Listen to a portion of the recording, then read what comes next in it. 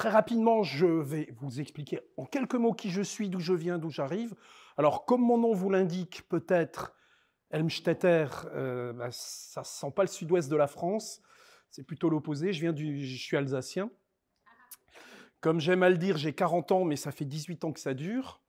Et je suis le dirigeant d'une petite entreprise qui s'appelle Tempéo. Tempéo pour Temps et Organisation, qui est une entreprise que j'ai créée en 2005, donc qui a bientôt 20 ans, et qui s'intéresse à une thématique principale qui est l'efficacité professionnelle. Ce que je mets là-dedans, c'est la prise de parole en public, l'animation de réunions, et surtout, c'est vraiment ce pourquoi mes clients font appel à moi, c'est la gestion du temps et l'organisation professionnelle. C'est vraiment le cœur de mon métier. Et puis, comme on vient de vous le dire, je suis aussi l'auteur, ça me fait tout drôle de dire je suis l'auteur de En temps et en heure, qui est sorti donc il y a une semaine, que j'ai écrit, qui en fait rassemble ce que j'ai appris pendant 25 ans dans le domaine de la gestion du temps et de l'organisation. Je dis 25 ans parce qu'avant d'être à mon compte, j'ai travaillé pendant 5 ans dans ce domaine-là en tant que salarié. Mais au total, ça fait donc 25 ans que je m'intéresse à ça. Alors, c'est un peu une gageure en 30-40 minutes de vous parler d'un livre qui fait à peu près un peu plus de 200 pages et qui résume 25 ans d'apprentissage, de tests, de réflexion, etc. Donc, on ne va pas faire tout le livre. On va essayer d'aborder 3 points qui me paraissent importants. Et pour le premier point, je voudrais qu'on commence par un exercice. C'est pour ça que je vous ai demandé de prendre une feuille de papier et un stylo et votre téléphone sur la fonction chronomètre. Ce que je vais vous demander de faire, vous verrez que c'est très simple. En fait, ça va se dérouler en 2 temps.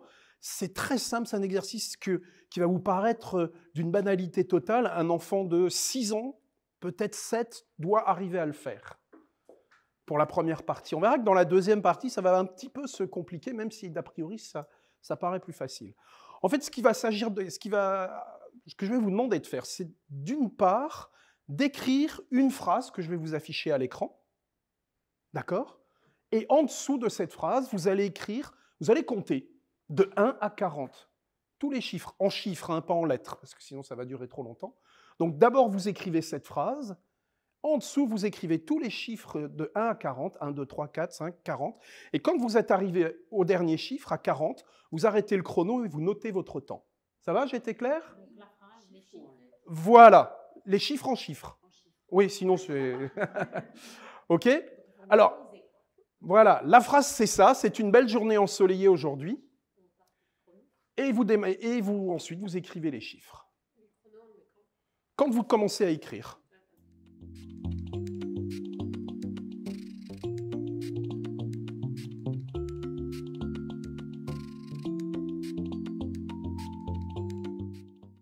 Bon, vous avez tous terminé ? Donc là, on a prouvé que vous saviez écrire et compter. J'avais pas d'inquiétude, hein, je vous rassure. Bon, on va refaire cet exercice, mais on va changer quelque chose dans les consignes. Ce que je vais vous demander à présent, c'est à nouveau d'écrire cette phrase et à nouveau d'écrire les chiffres de 1 à 40. Mais ce que je voudrais, c'est qu'à présent, vous alterniez, j'écris un chiffre, puis une lettre, puis un chiffre, puis une lettre. Enfin, une lettre, puis un chiffre, pardon. C1, E2, S3, etc., etc. Comment ? Non, c'est la... Ah oui, il faut écrire la phrase. La même phrase, simplement vous alternez, je recopie la phrase et je compte. Ça va, je suis clair ? Peu importe. Peu importe. Vous écrivez C, donc la première lettre, le chiffre 1, E, 2, 3, S, etc. Et vous chronométrez le temps que vous mettez à faire cet exercice-là. Jusqu'à 40.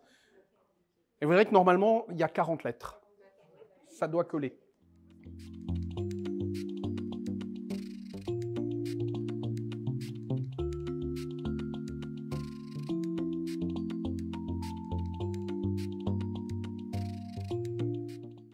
Qu'est-ce que vous avez constaté entre les deux exercices ? Ça prend 2 fois plus, oui, en général, c'est entre au moins la moitié en plus, 50% de temps en plus, voire le double. Pour des exercices simples, recopiez une phrase que je vous affiche et que je ne vous ai pas enlevée et comptez jusqu'à 40, ce que vous savez tous et toutes faire très facilement. Alors ça démontre quoi, cet exercice-là? Qu'est-ce que je...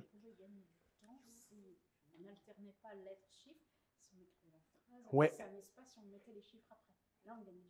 Ben, ça veut dire surtout, c'est ce qu'on appelle en gestion du temps la loi de Carlson, qui dit qu'un travail fait en une seule fois prendra toujours moins de temps que le même travail fait en plusieurs fois. Un travail fait en une seule fois prendra toujours moins de temps que le même travail fait en une seule fois. Et pourquoi est-ce que je vous parle de ça à propos de la gestion du temps? Parce qu'aujourd'hui, la problématique majeure, à mon sens, en termes de gestion du temps, c'est quoi au boulot? Le multitasking. Le fait qu'on est en train de travailler, il y a un mail qui arrive, il y a un collègue qui nous pose une question, il y a un SMS qui rentre, etc. D'accord? À chaque fois que vous abandonnez la tâche sur laquelle vous étiez, il va vous falloir du temps pour la reprendre. On estime que c'est à peu près 1 minute à chaque fois. C'est une moyenne. Hein. Il y a des tâches qu'on va reprendre très rapidement, d'autres qu'on va reprendre avec un petit peu plus de difficultés, etc. D'accord? Ça veut dire que chaque fois qu'on est interrompu, on perd 1 minute en moyenne. Chaque fois qu'on est dérangé, c'est 1 minute. Est-ce que vous avez une idée du nombre d'interruptions que l'on subit en moyenne aussi sur une journée de travail? Ou à quel rythme elles se succèdent?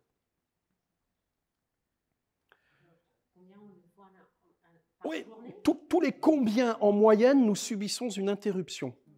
10 minutes. 10 minutes? Vous êtes optimiste? On estime que c'est à peu près 1 toutes les 3 minutes aujourd'hui. Entre le mail, entre le téléphone, le collègue, etc., on estime que c'est une interruption toutes les 3 minutes. Donc, si je calcule bien, toutes les 3 minutes, on perd 1 minute. En moyenne.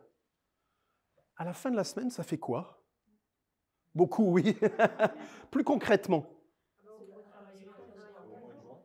Ça fait plus qu'une... Oui, ça fait au moins une journée, ça fait 1/3 de votre temps sur une semaine de 5 jours. 30% de 5, ça fait 1,5. 1,5 jours chaque semaine est perdu à cause des interruptions. Vous en pensez? Moi, je trouve que c'est absolument colossal. 1/3 de votre temps est perdu à cause des interruptions. Ça va même plus loin. Est-ce que dans la deuxième partie de l'exercice, tout est venu très naturellement, spontanément? Non. Il y a des moments où vous êtes demandé où est-ce que j'en suis dans le mot. De temps en temps, il y a même des gens qui oublient des mots, etc. Pourquoi? Et parce que notre cerveau ne sait pas faire 2 choses à la fois. Enfin, ce n'est pas tout à fait ça. Ne sait pas faire 2 choses qui nécessitent beaucoup d'attention en même temps. Oui, je suis capable de marcher en vous parlant. Je fais donc 2 choses à la fois. Pourquoi? Mais parce que la marche est une activité totalement automatique. D'accord? Donc ça, je sais faire.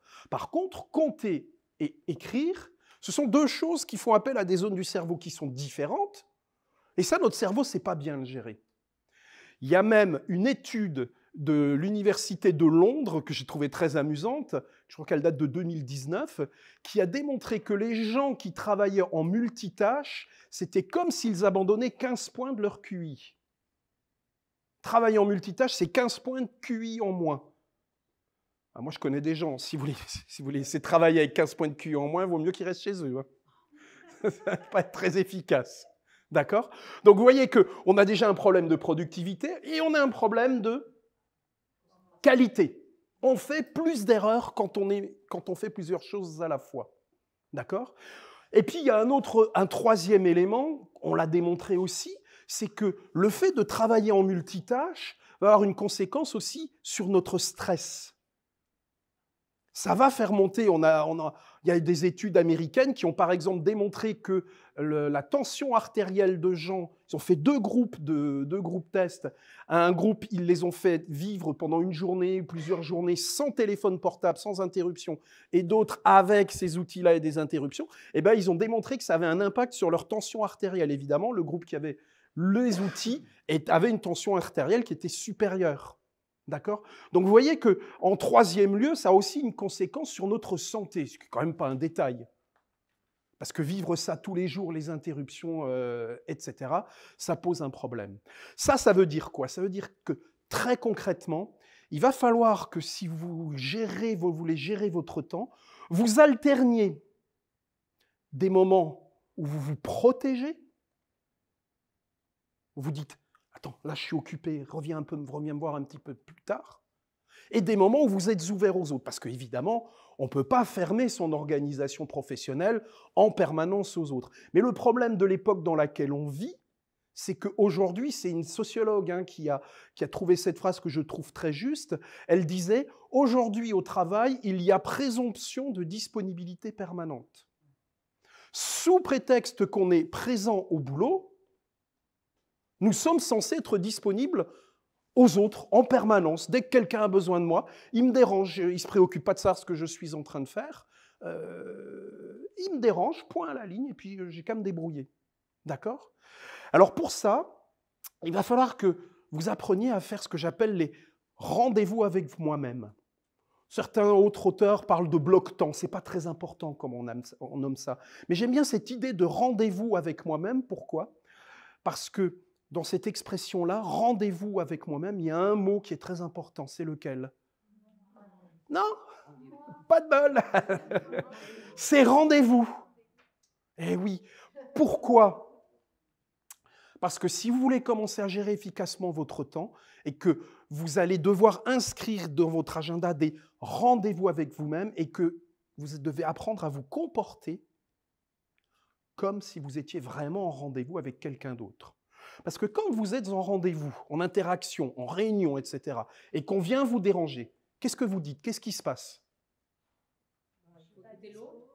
Comment? Vous êtes en rendez-vous, il y a quelqu'un en face de vous. On lui dit gentiment, ou plus ou moins fermement, « Attends, laisse-moi terminer et faire ce que je suis en train de faire. Reviens me voir tout à l'heure. » D'accord? Et quand on est en interaction, quand on est en réunion, etc., tout le monde comprend ça, tout le monde l'accepte. Alors pourquoi, sous quel prétexte, lorsque nous sommes en train de travailler tout seul, sans interaction immédiate, pourquoi est-ce que notre disponibilité devrait-elle être donnée systématiquement quand quelqu'un vient nous déranger? Il y a quelque chose d'absurde dans ce comportement, quelque chose qui cloche là-dedans. D'accord? Donc, la première chose que je voudrais vous faire, et c'est le premier chapitre du livre que j'ai écrit, c'est d'abord prenez un agenda. Ça, c'est absolument indispensable. Prenez un agenda. Alors vous verrez dans le livre, je ne prends pas parti pour l'agenda papier, électronique. Je pense que l'électronique est un petit peu plus efficace que le papier pour différentes raisons, de partage, de sauvegarde des informations, etc. Mais il y a un outil qui est absolument indispensable si vous voulez gérer et organiser votre temps, c'est l'agenda. Pour y noter, certes, les rendez-vous, le temps que vous donnez aux autres, mais aussi le temps que vous vous donnez, parce que dans mon esprit, la personne la plus importante de mon agenda, c'est moi. Et c'est pour cela que je prends des rendez-vous avec moi-même dans mon agenda. À quoi ça va me servir? Ça va me servir déjà à me rappeler que j'ai des choses à faire et que ça va me prendre du temps. Ça va être un petit peu un outil de gestion budgétaire de mon temps, c'est-à-dire que combien d'entre vous fonctionnent avec ce qu'on appelle les to-do list, les listes de tâches? Ah ouais. Alors les to-do list, vous verrez dans le livre, ça a un intérêt, je ne dis pas qu'il faut les abandonner, mais il y a une limite dans les to-do list. C'est quoi? Comment? Oui, c'est-à-dire que le matin, on arrive en se disant, bon, on a une to-do list, et puis certaines personnes que j'ai rencontrées prenaient un surligneur, puis ça, c'est les objectifs d'aujourd'hui. Comme ça, vous fonctionnez?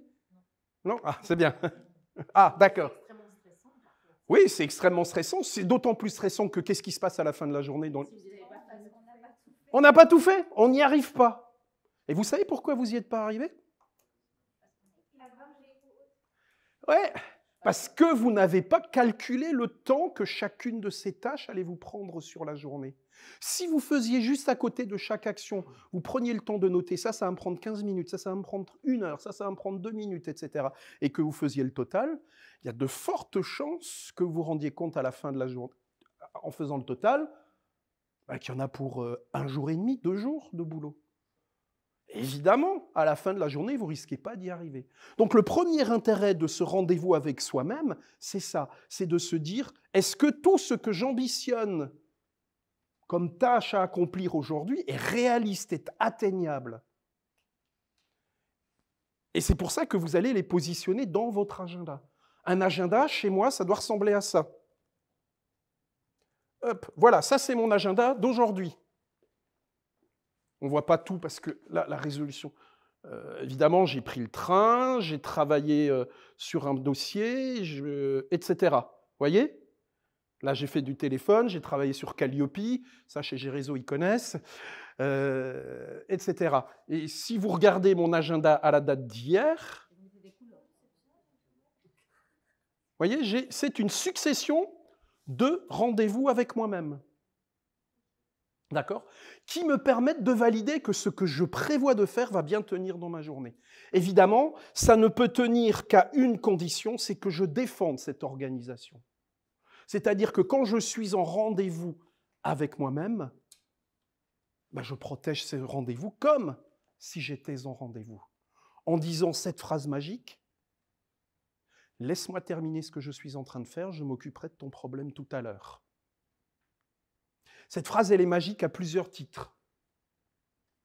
Elle est magique, parce qu'elle vous permet de rester concentré sur ce que vous étiez en train de faire et donc de perdre un petit peu moins de temps à cause des interruptions. Elle va avoir un deuxième effet qui va mettre un peu de temps à s'installer. Parce que les gens, il va falloir qu'ils s'habituent. Mais ce deuxième effet, c'est que les gens vont, au bout d'un moment, se dire si je viens la déranger ou le déranger avec cette question-là, qu'est-ce qui risque de m'arriver? Oh, je vais me faire renvoyer dans mes 22 parce que là, elle doit être dans ces espèces de rendez-vous avec elle-même ou avec lui-même. Je ne vais pas y arriver, ça ne sert à rien. Donc les gens vont se réhabituer à cette notion incroyable qui est que votre temps est précieux et qu'ils ne peuvent pas venir vous le voler pour n'importe quelle raison, pour n'importe quelle question. Votre temps est très précieux. Il faut le protéger. Et puis, il va y avoir un troisième effet. Celui-là, il est presque miraculeux, qui va se produire quasi immédiatement. C'est que quand vous dites à quelqu'un « Laisse-moi terminer ce que je suis en train de faire, reviens me voir tout à l'heure », qu'est-ce qui se passe dans bien des cas? Il ne revient pas. Pourquoi? Parce qu'il n'a pas envie d'attendre. Et que donc, il va se débrouiller sans vous. Et là, on peut juste se demander, mais bon sang de bois, pour quelle raison est-il venu me déranger alors que, sous prétexte, alors que quand je lui ai refusé de lui répondre, il a trouvé la solution tout seul. Et là, vous voyez qu'on est dans un trait qui, à mon sens, est un trait qui caractérise l'époque dans laquelle on vit. Ce que j'appelle le TTS. Tout de suite. On est dans une époque du tout de suite. Les gens, aujourd'hui, les gens veulent quelque chose, ils le veulent immédiatement. À la limite, ils voudraient qu'on ait répondu à leurs questions avant même qu'ils aient fini de la formuler. J'ai besoin de ça, je le veux tout de suite. Alors c'est vrai que tout l'environnement professionnel, sociétal, etc. pousse à ça. Amazon vous livre un bouquin en moins de 24 heures. C'est vrai que c'est indispensable pour un livre. Non mais sérieusement. Comment?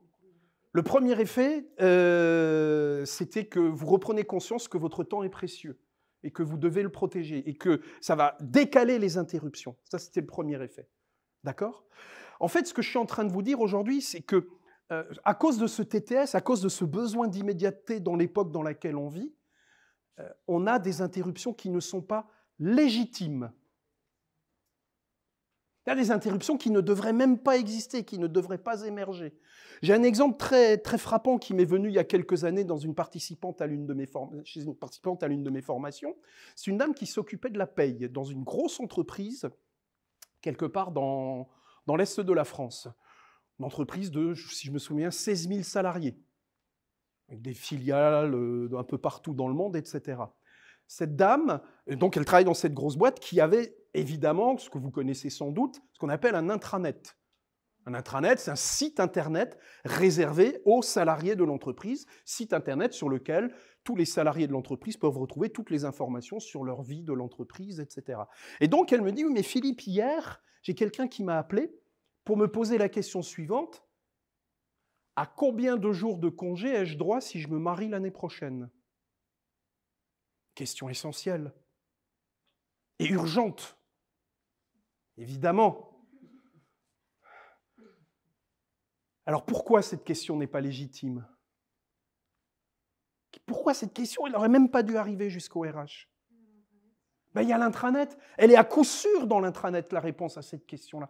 Oui, peut-être que l'intranet n'est pas facile à utiliser, ça peut arriver, etc. Mais enfin, elle est dedans. Est-ce que ça mérite de déranger quelqu'un pour avoir ce type de réponse? À mon sens, non. Et le problème, c'est qu'aujourd'hui, surtout dans ce qu'on appelle les open space, je ne sais pas s'il y en a parmi vous qui travaillent dans les open space, eh ben, les interruptions se multiplient. Pourquoi? Eh bien, parce que dès que quelqu'un a besoin de quelque chose, il tourne la tête, dis donc, ou par-dessus l'écran, à propos, etc. Et c'est comme ça qu'on est appris à fonctionner. D'accord? Et c'est pour ça qu'il est absolument indispensable que vous preniez des rendez-vous avec vous-même. Pour moi, c'est le premier pilier de la gestion du temps. C'est la base. Pour commencer à prendre conscience que votre temps est précieux et qu'il faut le protéger. Ça va? Alors vous verrez dans le livre, donc En temps et en heure, que je vous propose des solutions en fonction de l'outil que vous utilisez, de l'outil agenda que vous utilisez. Il y a la partie sur l'agenda papier, si vous choisissez d'utiliser un agenda papier. Il y a la partie sur deux outils qui sont gratuits, qui s'appellent Google Calendar et, rappelez-moi, Thunderbird. Et puis il y a une partie aussi sur le plus connu, celui que vous avez vu là, ça vous l'avez peut-être reconnu, Outlook. D'accord? Et vous verrez qu'en plus que dans Outlook, il y a une super fonctionnalité qui vous permet de transformer un mail très rapidement en rendez-vous avec vous-même, c'est quasiment magique. D'accord? Voilà, c'est ça que je voulais mettre dans ce livre.